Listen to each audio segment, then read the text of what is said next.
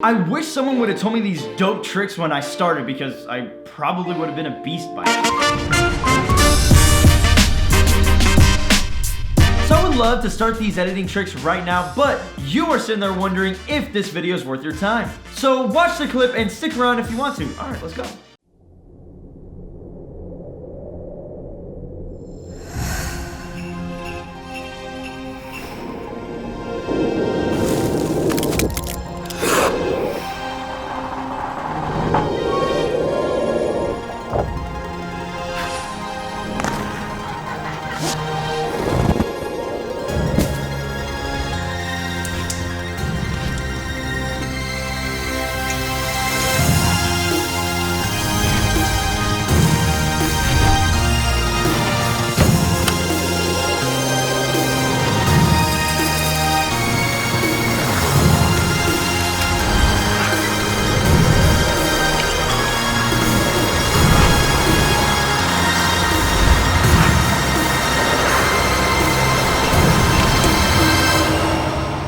Cool.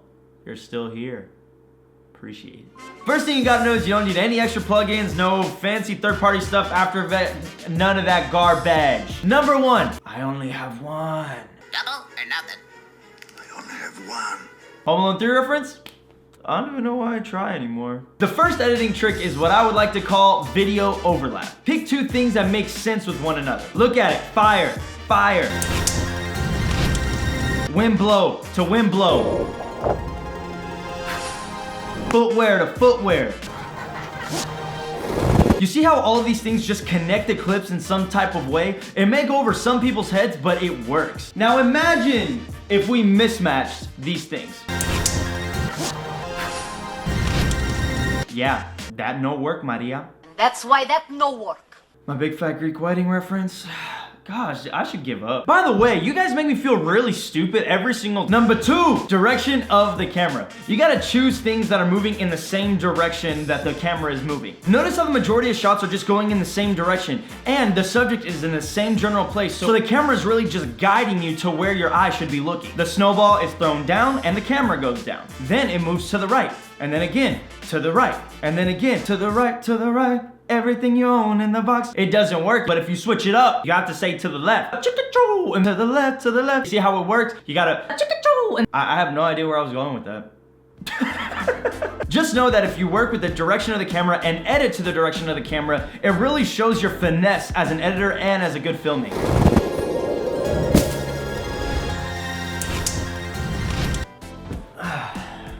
And number three, you gotta toss in the speed ramps, bruh. Oh, let me pause this. Everyone talks about speed ramps, but they don't understand the half of it. I'll jump into a deeper tutorial later, but here's a short version. Don't speed ramp from the beginning. I mean, unless you're J.R. Ollie, which if you're J.R. Ollie, then that's a whole nother animal. Let your edits have a pace. Start slow and then start adding some more speed ramps into it, and then start speeding up and then start switching it up, so that your videos, they can have a pulse and they have like a rhythm to them. When the song builds, the edit should build along with it. I've seen so many cats that they put like their best transitions at the beginning, and then their drop has like no punch at all. You want to take people on a roller coaster ride in your edits. So apply that to your speed ramping. At the beginning of the clip, slow down.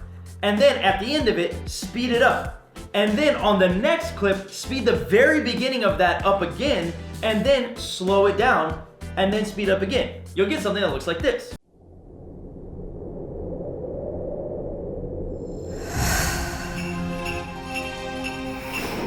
So number four is similar to number one, but this one is what I would like to call audio overlap. And this can do some damage if you do it right. What's up, Issy? You don't want none of this, Holmes? I'll come back to you later, Issy. This is a secret that people really don't take advantage of. I've seen people cut their sound effects the moment that whatever was making that sound effect is not on screen anymore, and it just cuts out and we notice. Don't do that. Let the sound effect hang out a little bit. You ain't hurting anybody. Look at this moment of the coffee dropping. Listen to the pour.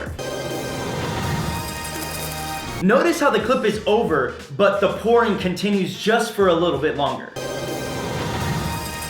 That helps connect the scenes together and not make it seem like they're just chopped up clips. As an editor, we want to make sure that the whole video was made to be this way, not several clips put together. But it also works the other way around. Remember this, your ears are faster than your eyes. Pay attention to the sound of the stove.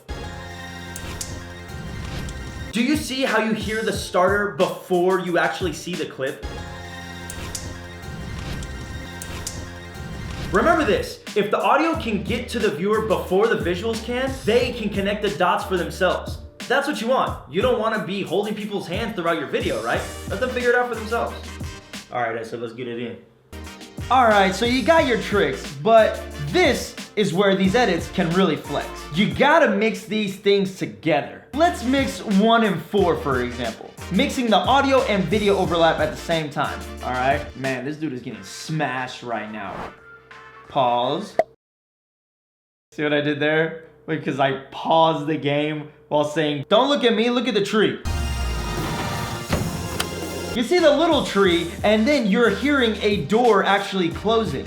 But you don't even see the door yet. It's just telling you a story and I'm guiding you through it. So the audio is overlapping beforehand, and as far as the video is concerned, the door wasn't even close by. I actually just grabbed a jacket and I put it in front of the camera so that as it passed by, it would seem like if it was a door closing. In fact. Now let's try another one. Let's put 3 of these bad boys together. Video overlap, direction of the camera, and speed ramping. Take a look at the kid in the right of the frame.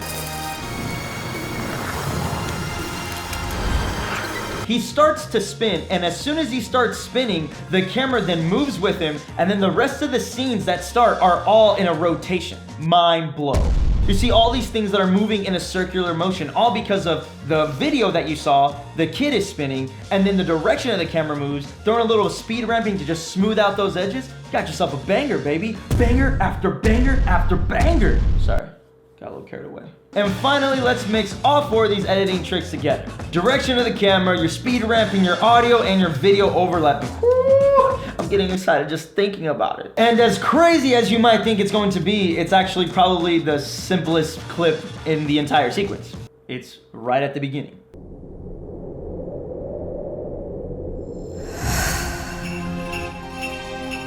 At the very beginning, you can see the direction of the camera that is moving from right to left, and then it just kind of hooks around to see this like greenery Christmas tree crap. You see that I start off in slow motion and then speed it up again to continue the rest of the sequence. And here are those little things that just elevate you to the next level. Listen to the transition sound effect that was used.